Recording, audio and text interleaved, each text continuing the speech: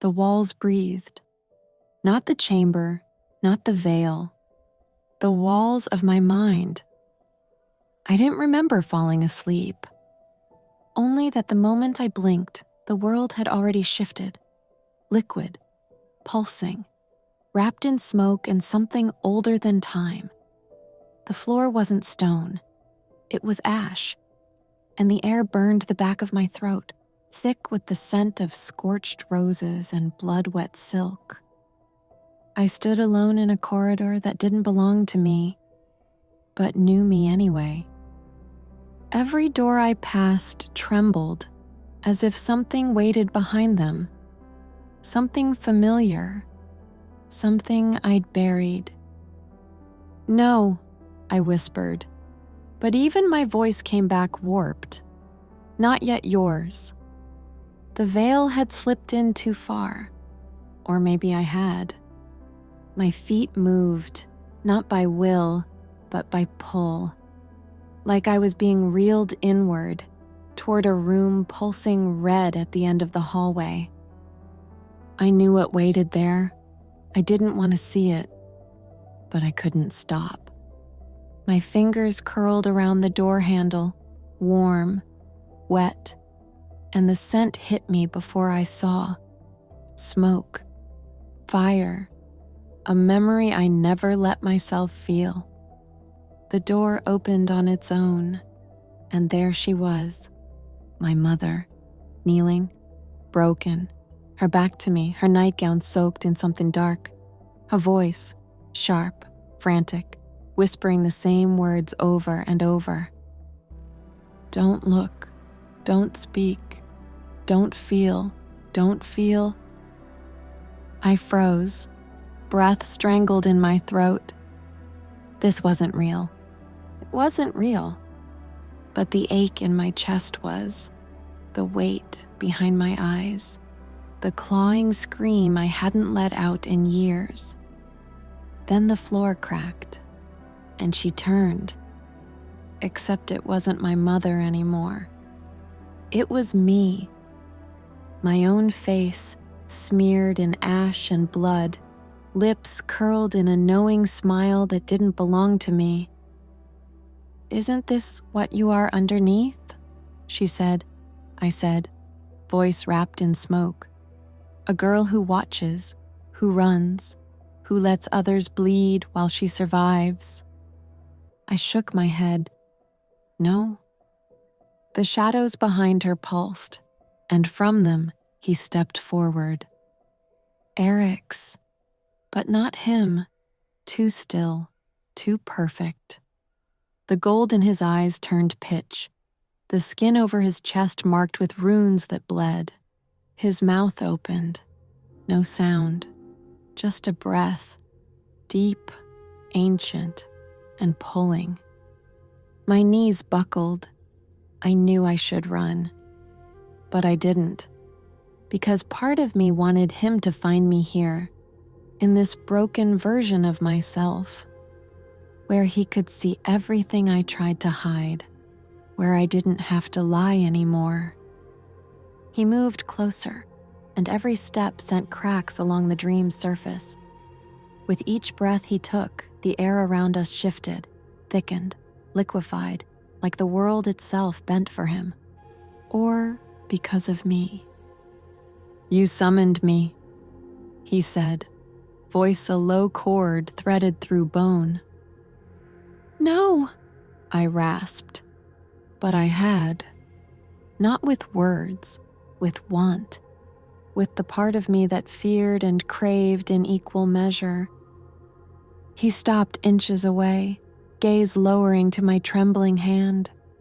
"Still pretending you don't want this?" His voice coiled around me, silk over blades. "You called me here, Nyra. I felt you." My name in his mouth wrecked me. And when his fingers ghosted up the line of my throat, I stopped breathing. The shadows didn't just crawl along the walls now, they pressed in, watching, writhing. 1,000 eyes that weren't eyes, but he kept his gaze on me. "I could break you here," he whispered, "and no one would ever know."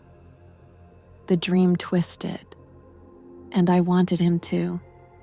His hand hovered at my throat, a breath away from contact, but I already felt him, like heat radiating through my skin, tracing where he hadn't yet touched.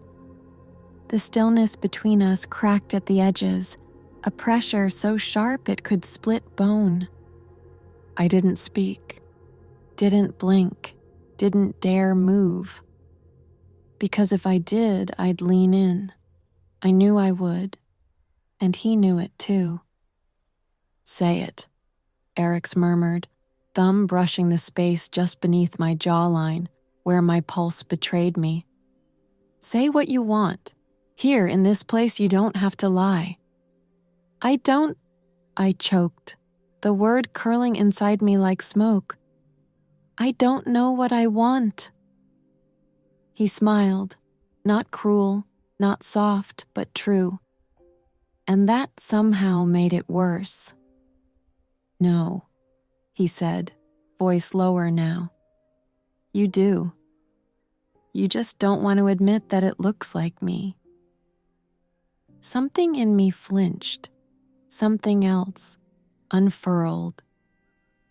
The shadows behind him began to twist, slow and deliberate, dancing to the rhythm of my breath.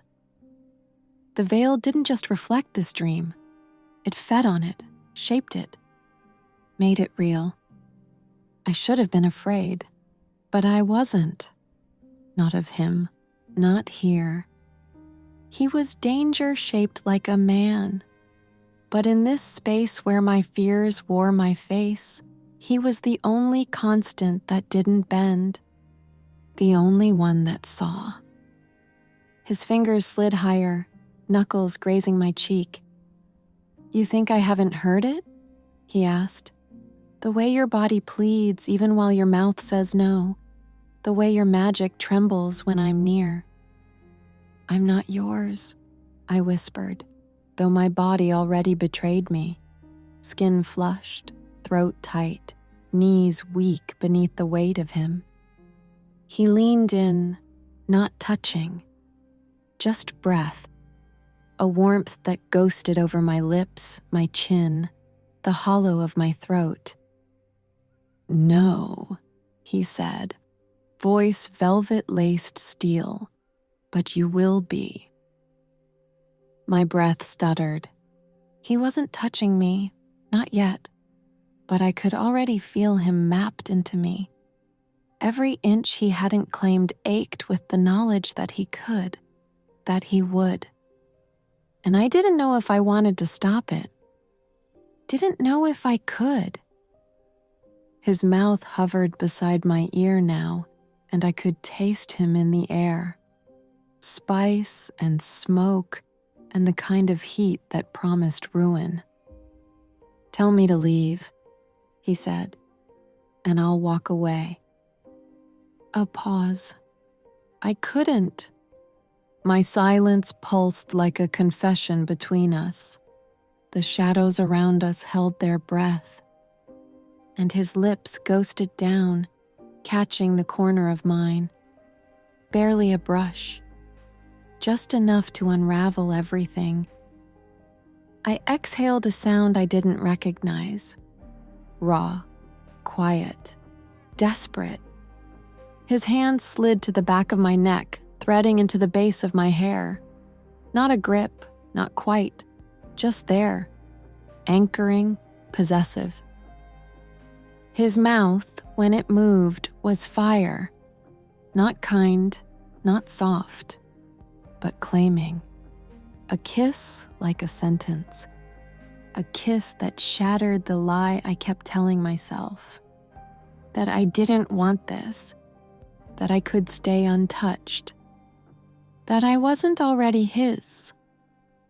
And just as my hands rose, slow, unsure, trembling, to touch him back, he vanished. Not gently, like a candle gutted mid-flame. The shadows imploded, and I was left in nothing but silence. Dark, cold, alone, and the taste of him still on my lips. I woke gasping, throat raw like I'd been screaming, but no sound left my lips. The chamber was dim, its stone walls heavy with silence. I was still in the sanctum beneath the veil, my skin damp with sweat, my pulse hammering like I'd run for miles, or fought for something I hadn't wanted to want. I sat up, every nerve bristling, every breath too loud. He was gone, or maybe he'd never really been there at all. But the taste of him lingered. The feel of his lips, his voice, low and dangerous, still curled behind my ears like an echo. And my body, gods, my body betrayed me with the way it missed him. I pressed trembling fingers to my mouth, half expecting to find his mark burned into me. But there was no blood, no bruises, only the ghost of a kiss that hadn't been kind, a kiss that had ruined me more than any blade could. My magic stirred in my bones, hot and agitated.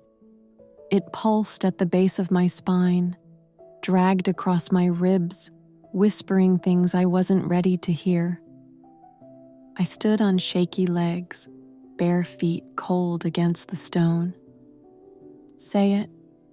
His voice again. Not real, but embedded. Laced in the corners of my mind where resistance once lived. Say what you want. My hands clenched at my sides, not from fear, but from knowing that I had crossed something, some invisible threshold, and there was no going back. I wasn't just haunted by Eryx. I was becoming claimed, not by a collar, not by a vow, but by the way my body remembered him, the way my soul recognized his hunger like a mirror to my own, a reflection I hated and craved. The chamber door groaned open, slow, scraping stone against stone. I flinched, breath caught in my chest. But it wasn't him, not this time. A robed attendant, veiled and silent, stepped in. Her eyes didn't meet mine, but her hands held something. Folded fabric, deep crimson, a garment, a summons. Prepare, she said simply. The prince has requested your presence. My throat tightened. He wanted to see me. After that, or because of it? I took the offering in both hands, the fabric strangely warm, as if it had already been against his skin. No part of me trusted what came next, but every part of me already knew I'd go. Even if it was a trap, even if it was a test, even if the memory of his mouth would be the last real thing I ever felt, I would go. Because whatever had awakened between us wasn't finished, and God's help me, I didn't want it to be.